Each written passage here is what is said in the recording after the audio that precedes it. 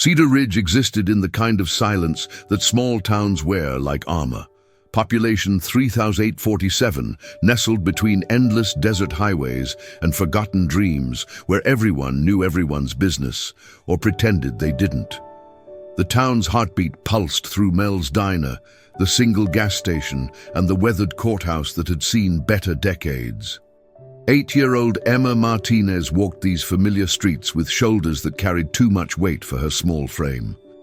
Her school backpack dragged behind her as she made her way home from Cedar Ridge Elementary, past the peeling paint of houses that held secrets behind their drawn curtains. The Hells Angels had rolled into town 3 months ago, establishing their clubhouse in an abandoned auto repair shop on the outskirts. The locals whispered about them in grocery store aisles and church pews, their voices dropping to nervous murmurs whenever the rumble of Harley engines echoed through the streets. Jake Iron Wolf Morrison led this particular chapter, 12 men bound by loyalty, leather, and a code that outsiders would never understand. They kept to themselves mostly, their presence a constant reminder that Cedar Ridge was no longer the sleepy town it once pretended to be, but small towns have a way of breeding darkness in quiet corners where respectability masks unspeakable truths. Behind white picket fences and Sunday morning smiles, predators often hide in plain sight, protected by community standing and willful blindness. Emma knew this darkness intimately. It lived in her uncle's house, where she spent afternoons after school while her mother worked double shifts at the hospital. It wore the face of family, spoke in gentle tones to neighbors, and transformed into something monstrous when doors closed and curtains were drawn. Today, like every day, she walked toward that house with dread pooling in her stomach, unaware that her world was about to change forever. Richard Martinez commanded respect in Cedar Ridge. As the town's only bank manager and a deacon at First Baptist Church, he embodied everything the community valued: stability, faith, and unwavering moral character. His neat appearance and gentle demeanor made him the kind of man parents trusted with their children, neighbors confided in, and the town council relied upon for important decisions. Emma's mother, Sarah, worked grueling double shifts as a nurse at the county hospital, barely making ends meet since her husband's death in a construction accident 2 years prior. Richard's offer to watch Emma after school seemed like divine intervention. Family helping family, exactly as it should be. "Uncle Rick is such a blessing," Sarah would tell her co-workers, grateful beyond words. "I don't know what we'd do without him." The community echoed this sentiment. Richard volunteered at church functions, donated generously to local charities, and never missed an opportunity to help struggling families. His modest 2-story house on Maple Street stood as a testament to his character. Well-maintained, welcoming, with a garden that neighbors admired, and children's bicycles always scattered across the front lawn from visiting nieces and nephews. But behind the carefully constructed facade, Richard Martinez harbored appetites that would have horrified those who trusted him. His basement had been converted into a playroom, he claimed, where children could watch movies and play games while their parents worked late. The soundproofing, he explained to curious neighbors, was to contain the noise of energetic children. Emma had learned to recognize the signs, the way his breathing changed when they were alone, the false gentleness in his voice, the locks that clicked when the last visitor left. She had tried to tell her mother once, but the words came out wrong, confused, and Sarah's exhausted mind interpreted them as childhood imagination. Today, Emma climbed the familiar porch steps, her small hand trembling as she reached for the doorbell. The afternoon sun cast long shadows across Richard's living room as Emma sat rigidly on the couch, her school books scattered at her feet. The house felt different today, heavier, more threatening. Richard moved through his routine with practiced precision, checking the locks, drawing the curtains, his voice maintaining its sickening sweetness. Such a good girl, Emma. Uncle Rick has missed you." The words made her skin crawl. She had endured this nightmare for 8 months, each day stealing pieces of her childhood, her trust, her sense of safety. The threats were always the same. No one would believe her. Her mother would lose her job. The family would be destroyed. She was just a child carrying the weight of an adult's sins. But something had changed in Emma over the past weeks. The fear remained, but alongside it grew a desperate kind of courage. The realization that silence was slowly killing her from the inside. She had seen other children visiting Uncle Rick, had noticed their hollow eyes and nervous laughter, and understood with terrible clarity that she wasn't his only victim. As Richard's hand reached for her shoulder, Emma did something she had never done before. She ran. Her small legs carried her down the hallway, through the kitchen, toward the back door. Richard's surprised shouts followed her, but she was already outside, running through the alley behind his house, her heart pounding with terror and newfound determination. She didn't know where she was going until she found herself on Highway 47, the main road that cut through Cedar Ridge. The rumble of motorcycle engines grew louder, and she looked up to see a group of leather-clad men on Harley-Davidsons pulling into Murphy's gas station. Emma had been taught to fear these men, these Hell's Angels who had disrupted her town's peace. But as she stood there, tears streaming down her face and nowhere else to turn, they seemed less frightening than the monster she had just escaped. Jake Morrison noticed the girl immediately. 20 years of riding had taught him to observe everything: potential threats, escape routes, anything out of place. An 8-year-old standing alone on a highway, tears cutting tracks through the dust on her face, definitely qualified as out of place. He killed his engine and removed his helmet, his weathered face showing concern rather than the intimidation most people expected from a Hell's Angels president. The other riders followed his lead, forming a protective semicircle around their bikes while maintaining respectful distance from the obviously distressed child. "Hey there, sweetheart." Jake's voice carried the rough gentleness of a man who had daughters of his own, though they lived states away with his ex-wife. "You okay?" Emma looked up at him through tear-blurred eyes. Everything she had been taught told her to run from these dangerous men, but desperation overruled childhood warnings. The genuine concern in the big man's eyes felt safer than anything she had experienced in months. "My uncle," she began, then stopped, the familiar fear choking off her words. Jake crouched down to her eye level, his massive frame somehow becoming less threatening. Behind him, his brothers, Tommy Wrench Rodriguez, Marcus Diesel Johnson, and the others, watched with the protective instincts that came naturally to men who lived by a code of loyalty and honor. "Take your time, little one. Nobody's gonna hurt you here." The kindness in his voice broke something loose inside Emma. The words came tumbling out in a rush of pain and terror. The after-school visits, the locked doors, the threats, the things Uncle Rick did that made her feel dirty and afraid. She spoke of other children, of basement rooms, of a nightmare that had consumed her young life. Jake's expression darkened with each word, his hands clenching into fists that could have crushed steel. Behind him, his brothers exchanged looks that spoke of shared outrage and a growing thirst for justice. When Emma finished speaking, the silence stretched heavy and dangerous across the gas station parking lot. The Hell's Angels lived by rules that outsiders rarely understood. Loyalty above all, protect the brotherhood, never harm the innocent.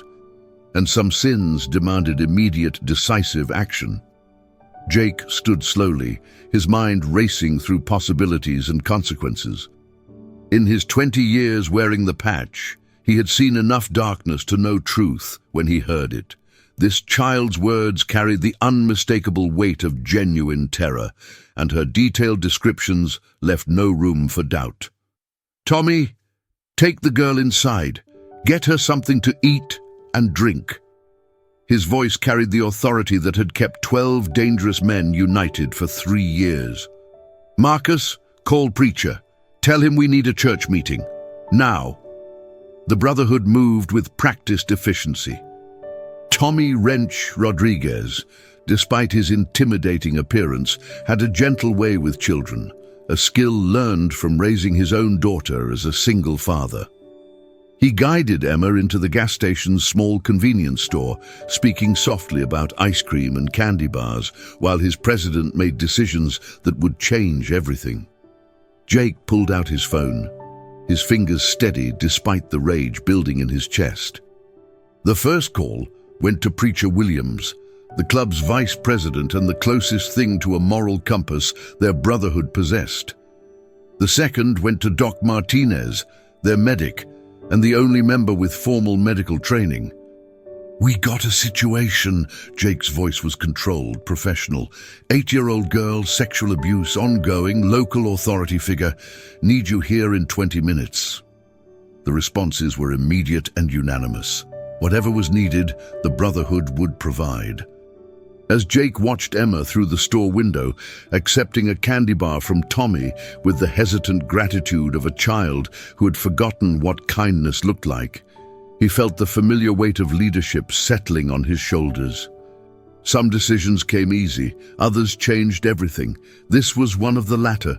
The Brotherhood had always operated in the shadows, but today they would step into the light, not as outlaws, but as protectors. Within an hour, the abandoned auto repair shop that served as the Hells Angels clubhouse had transformed into something resembling a war room. Maps of Cedar Ridge covered the walls, photographs and notes scattered across makeshift tables, and 12 of the most dangerous men in 3 counties focused their considerable skills on a single objective: protecting Emma Martinez. Doc Martinez, no relation to the girl despite the shared surname, had examined Emma with the gentle professionalism that made him invaluable to the Brotherhood. His findings confirmed their worst fears and fueled their growing rage.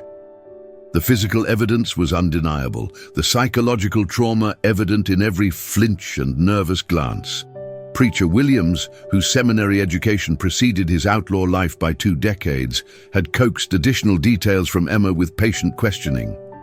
The picture that emerged was systematic, calculated abuse spanning months, possibly years. Other children were involved, names Emma whispered with the protective instinct of someone who understood shared suffering. Richard Martinez. Jake spoke the name like a curse as he studied the information they had gathered. Bank manager, church deacon, pillar of the fucking community. The irony wasn't lost on any of them.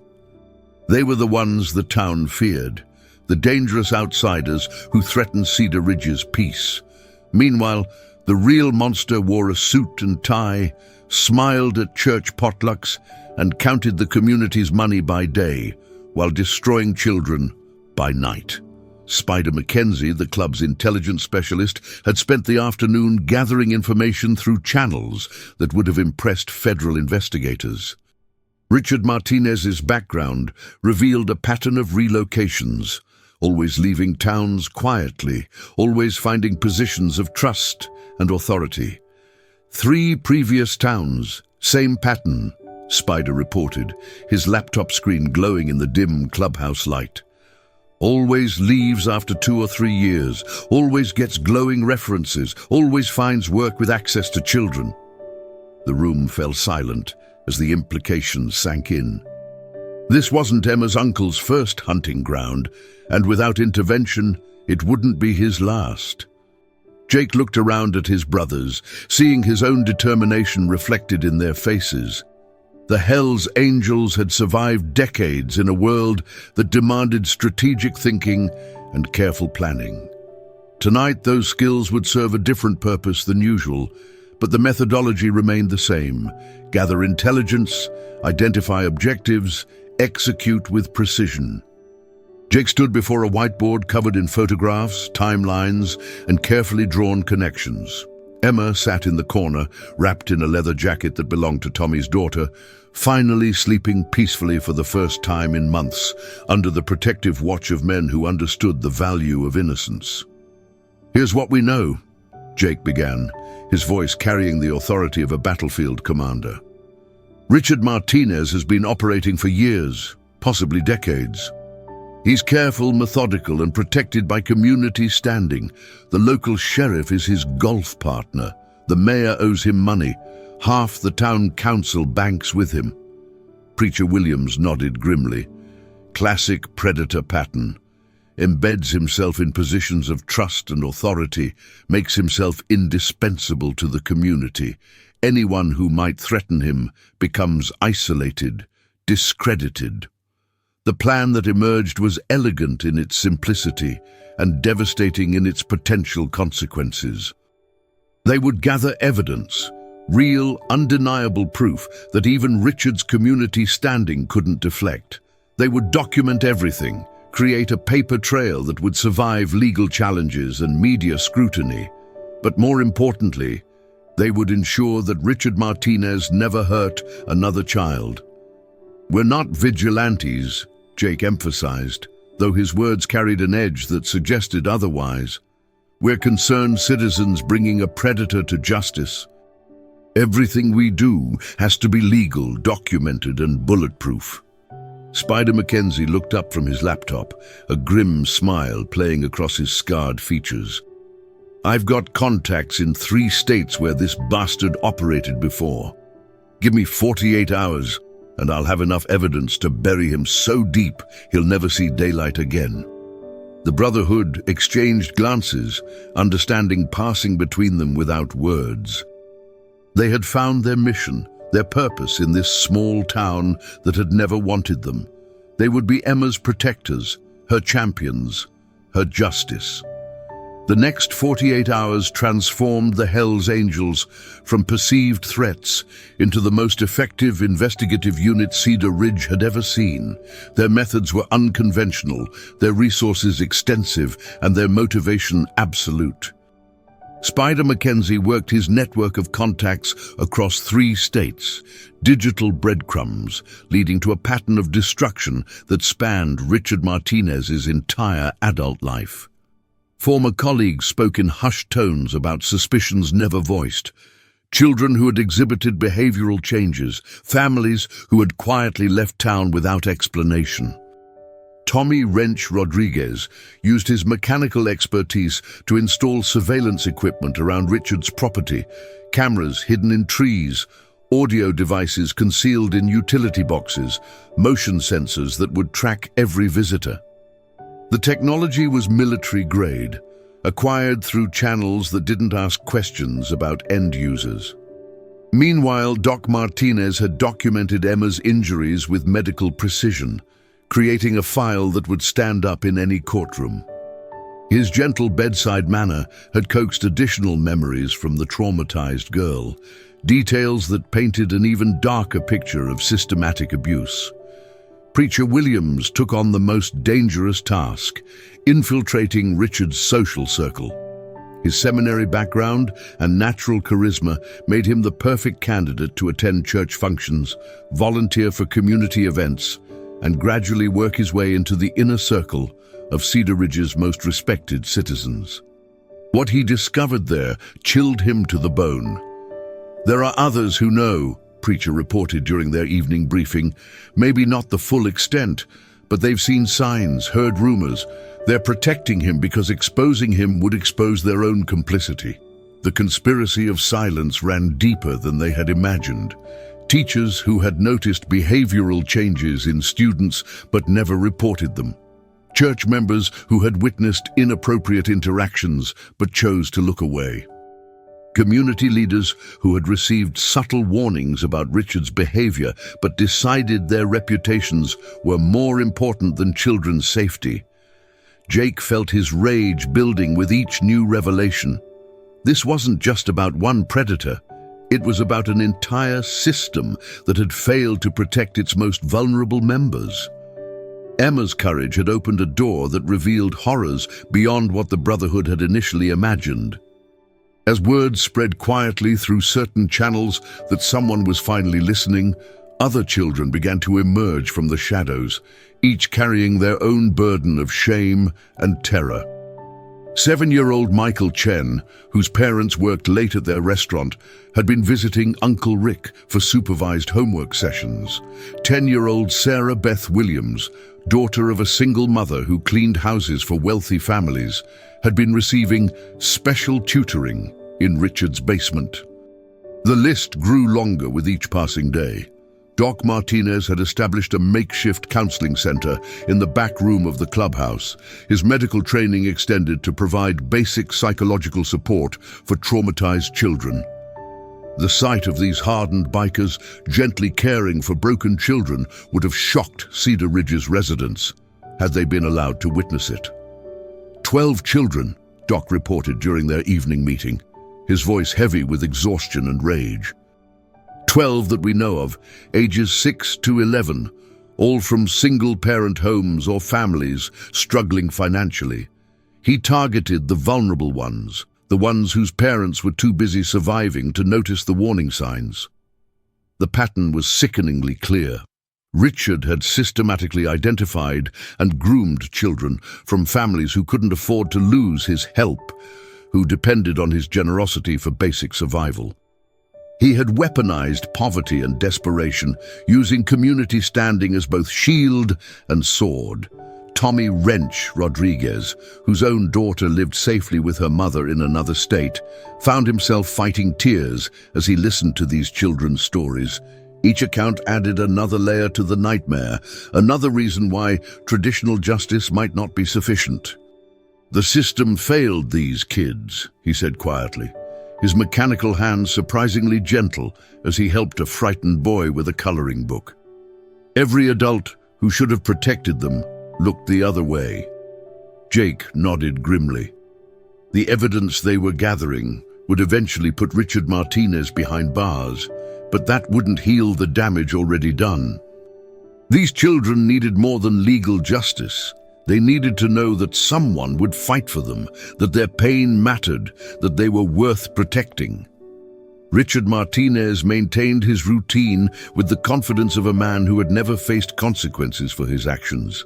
He attended church on Sunday morning, smiled at neighbors during his afternoon walk, and prepared for another week of carefully orchestrated abuse.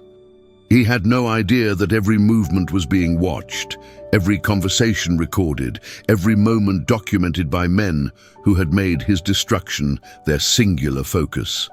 The confrontation came on a Tuesday afternoon as Richard unlocked his front door after a day of managing other people's money and maintaining his facade of respectability.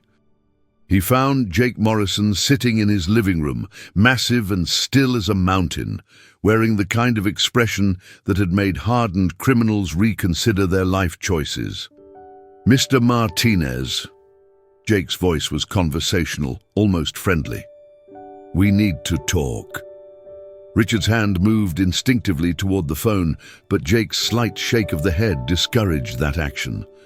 The bank manager's mind raced through possibilities: robbery, extortion, some kind of criminal enterprise. He couldn't imagine the truth. "I don't keep money in the house," Richard said carefully, his voice maintaining its practiced calm despite the fear building in his chest. Jake smiled, and the expression was more terrifying than any scowl. "This isn't about money, Richard. This is about Emma Martinez and Michael Chen and Sarah Beth Williams and 9 other children whose names you know very well." The color drained from Richard's face as understanding dawned. His carefully constructed world was crumbling, and the instrument of its destruction was the last person he would have expected, one of the dangerous outlaws he had always dismissed as beneath his notice. "I don't know what you're talking about," Richard tried, but his voice cracked on the words. Jake reached into his leather jacket and withdrew a thick folder, placing it carefully on the coffee table between them. Photographs, medical records, testimony from 12 children, surveillance footage from your own basement. We know everything, Richard. Every sick, twisted detail. The silence stretched between them, heavy with the weight of revealed truth and approaching justice. The evidence was overwhelming, undeniable, and meticulously documented. Spider Mackenzie's digital investigation had uncovered financial records showing payments to children's families disguised as charitable donations. Tommy's surveillance equipment had captured hours of incriminating footage. Doc's medical examinations provided irrefutable physical evidence of systematic abuse. But the Hells Angels had learned something important about Cedar Ridge during their investigation. The system that had protected Richard Martinez for so long wouldn't suddenly start working just because the truth was revealed. Too many people had too much invested in maintaining the status quo. Sheriff Bradley Morrison, no relation to Jake despite the shared surname, had been Richard's friend for 15 years. Mayor Patricia Chen was Michael's aunt, but she was also facing re-election and couldn't afford the scandal. The district attorney owed his position to political support from the same network that had protected Richard for years, so the Brotherhood made a different choice. The evidence packages were delivered simultaneously to every major news outlet within a 300-mile radius, along with copies sent to the FBI's Crimes Against Children Unit, the State Attorney General's Office, and Child Protective Services. But more importantly, they were hand-delivered to every parent in Cedar Ridge whose child had been victimized. The reaction was swift and devastating. Richard Martinez was arrested within 6 hours, but not by local authorities. Federal agents, acting on evidence that couldn't be ignored or buried, took him into custody on charges that would ensure he never walked free again. The media attention was immediate and relentless, turning Cedar Ridge's dirty secret into national news. But the real justice came from the community itself. Parents who had trusted Richard with their children's safety demanded answers from every authority figure who had failed to protect them. The sheriff resigned in disgrace. The mayor withdrew from re-election.